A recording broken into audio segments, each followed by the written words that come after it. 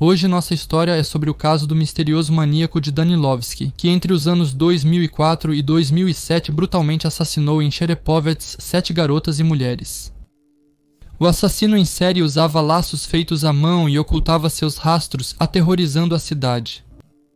Pela captura do maníaco de Danilovski, autoridades prometeram recompensa de 1 milhão de rublos. Os investigadores examinaram a conexão de 14 mil moradores com os assassinatos, mas o criminoso ainda não foi capturado.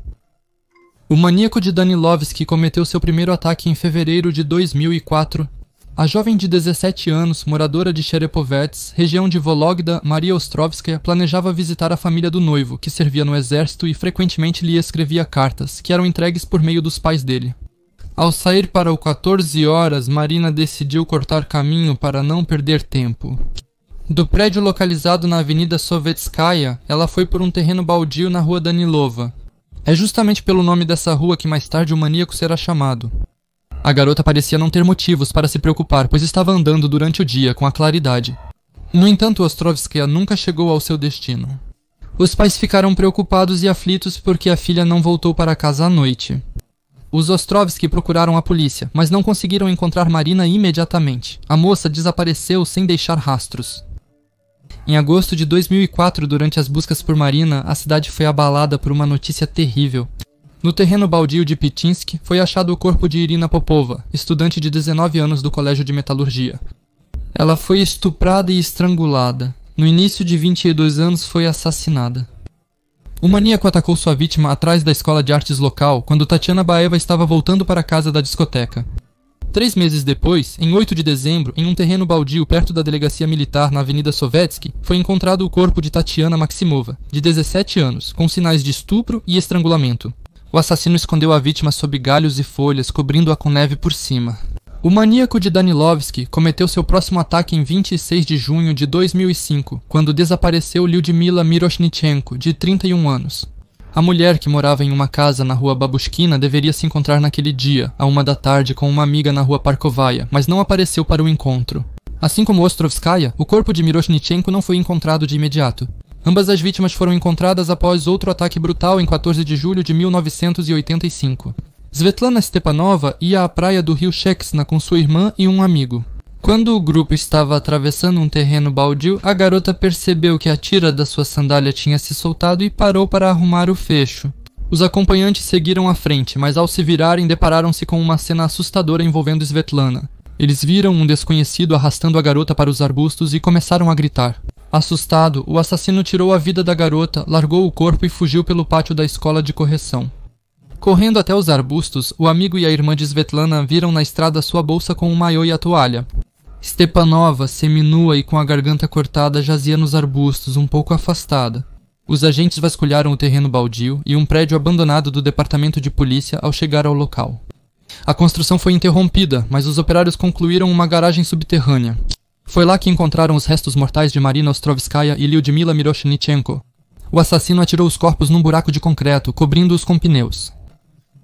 Ao inspecionar a garagem, os agentes notaram desenhos pornográficos estranhos nas paredes. Aparentemente, os pertences foram deixados pelo maníaco de Danilovski. A polícia levou o amigo e a irmã de Svetlana Stepanova, a vítima, para a delegacia. Os detetives esperavam que as testemunhas descrevessem a aparência do maníaco, mas elas não se lembravam do rosto do agressor e não ajudaram na investigação. Enquanto isso, os legistas determinaram que Ostrovskaya e Miroshnichenko foram estupradas e estranguladas, sendo que o maníaco as matou com uma corda improvisada. A perícia genética confirmou que a morte de ambas as vítimas está relacionada à mesma pessoa. Os investigadores supuseram que o maníaco de Danilovski poderia morar perto dos terrenos baldios onde os crimes aconteceram. Os detetives verificaram várias dezenas de homens que moravam na rua Danilova. Coletaram amostras de caligrafia e sangue de todos os suspeitos para análise de DNA. Durante a investigação, 14 mil moradores de Cherepovets foram verificados quanto ao envolvimento nos assassinatos. Várias pessoas chegaram a ser detidas após as verificações, mas o maníaco de Danilovski não estava entre elas. Enviamos as evidências para perícias diversas vezes, mas o processo é demorado, pois os laboratórios estão em cidades distintas. No laboratório da cidade de Ivanovo, aconteceu até de um perito ser detido ao receber um suborno. Os detetives não descartaram que o assassino em série, ciente da perseguição, poderia ter se mudado de Cherepovets para outro local. Também se supunha que o maníaco de Danilovski poderia ter recorrido a um truque e se deixado ser preso por algum crime menor para não levantar suspeitas. Os investigadores pareciam estar perto da verdade. O assassino sumiu por 2 anos e os moradores de Cherepovets ficaram aliviados. Bem, e no verão de 2007, o maníaco de Danilovski voltou a caçar. Em 11 de junho, Natalia Zakalova, 17 anos, caminhava pela mata perto da ponte Oktyabrsky. A garota estava indo para o pier, perto da base de esqui, na margem do rio Shiksna, um local de lazer popular entre pescadores e moradores locais. Faltavam apenas alguns minutos para chegar ao pier quando Natalia ligou para os pais que a esperavam na margem e disse que logo estaria lá. Porém, o tempo passou e a garota não apareceu. Os pais de Natalia Zakalova tentaram ligar para ela, mas seu telefone estava desligado. Então eles correram para a delegacia e várias viaturas foram enviadas imediatamente ao local do ocorrido. Os policiais pegaram cacetetes, alinharam-se ombro a ombro e começaram a vasculhar a mata em fileira. Após 15 minutos, localizaram o corpo da jovem, que fora estuprada e morta. Como se descobriu depois, Natalia estava a apenas 15 metros da margem quando foi atacada pelo maníaco. Ao interrogar possíveis testemunhas, os detetives encontraram um homem que, segundo ele, viu um sujeito estranho de roupas sujas e óculos. Passava perto de onde acharam o corpo da estudante morta. À primeira vista, o criminoso tem mais de 30 anos, provavelmente até 50 anos, altura de cerca de 180 centímetros, corpo robusto, cabelo curto, com pequenas áreas calvas ou fios grisalhos na região da nuca. Uma das características mais marcantes que a testemunha descreveu foi que o maníaco tinha um olhar turvo. Apresente os resultados e pesquise com alunos e professores da escola de correção próxima ao antigo prédio abandonado do departamento de polícia. Como ficou claro, eles se depararam com um homem estranho que desenhava imagens pornográficas nas paredes da instituição de ensino. Testemunhas notaram o olhar estranho do desconhecido, por isso em Cherepovets ele foi apelidado de assassino dos olhos turvos. No entanto, os policiais não descartaram que o homem suspeito visto no local do assassinato de Natalia Zakalova fosse apenas um marginal comum que andava pela mata em busca de garrafas vazias. Apesar disso, com base nos relatos das testemunhas, os policiais fizeram um retrato falado do suspeito e espalharam cartazes por Cherepovets, mas sem sucesso. A recompensa oferecida pela prefeitura de Danilov pela captura do maníaco também não surtiu efeito. No início, as autoridades estavam prontas para pagar 500 mil rublos, depois o valor aumentou para 1 milhão.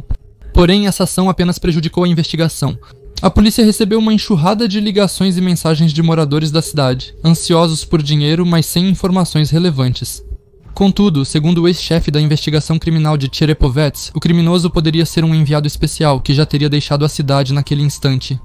Temos o DNA dele e os boletins com sua descrição foram enviados por toda a Rússia, mas não recebemos nenhuma informação de que o criminoso tenha aparecido em algum lugar.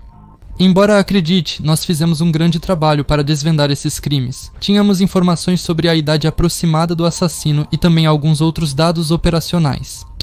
Em 2008, o número de volumes do processo criminal do maníaco Danilovski chegou a 18, mas não conseguiram capturá-lo de jeito nenhum. Ele mesmo fazia suas próprias laçadas, temendo que pudessem identificá-lo pela compra de cintos, coleiras e itens similares. Os investigadores não descartaram que essa cautela do assassino se devia à experiência prévia em órgãos de segurança pública. Casos assim sempre são difíceis de resolver, porque o criminoso planeja tudo com antecedência e geralmente não deixa rastros. E não se esqueça que muitas vezes essas pessoas têm distúrbios mentais e pensam de forma não convencional. Em julho de 2008, um morador mentalmente instável de Cherepovets foi detido pela polícia. No Parque Salgado, ele atacou subitamente 2 garotas e tentou arrastá-las para os arbustos. Elas gritaram, testemunhas acionaram a polícia e o agressor foi preso. A polícia presumiu que era o maníaco de Danilovski, mas a perícia genética mostrou que o detido não estava envolvido nos assassinatos em série em Cherepovets. 1 ano depois, a polícia teve um novo suspeito, semelhante ao retrato falado do maníaco de Danilovski.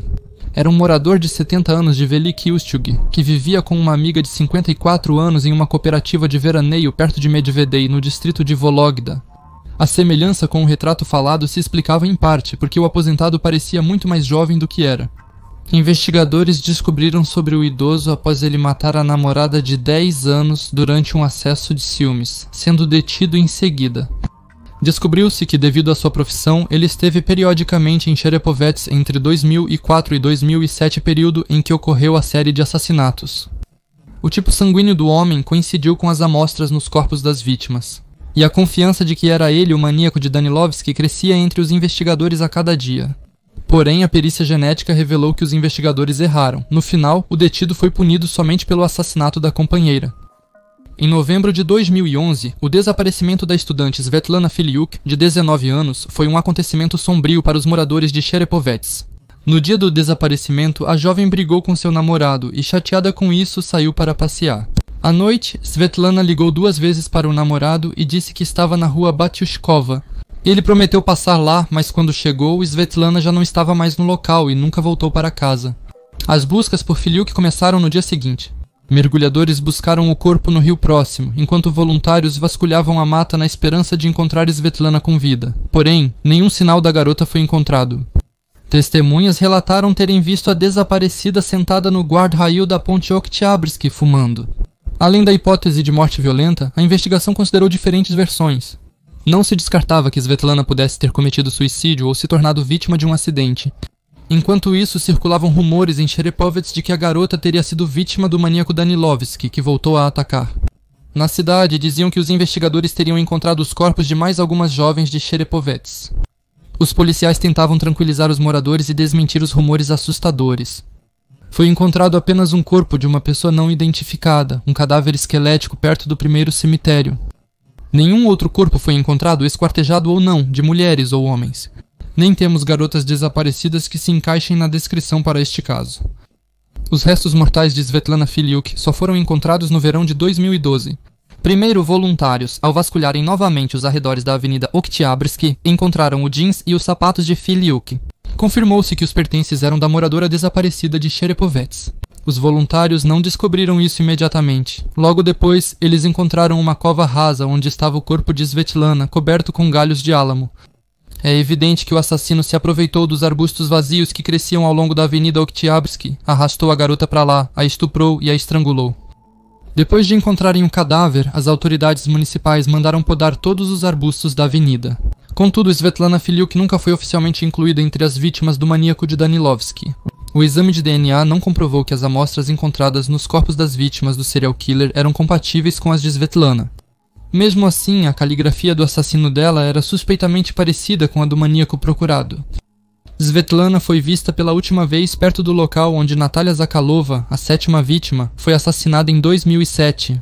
Por isso, os moradores locais nem duvidaram que Filiuk também tinha sido morta pelo maníaco de Danilovski. Enquanto isso, o prédio inacabado do departamento de polícia, onde o assassino em série enterrava suas vítimas, as autoridades da cidade decidiram demolir.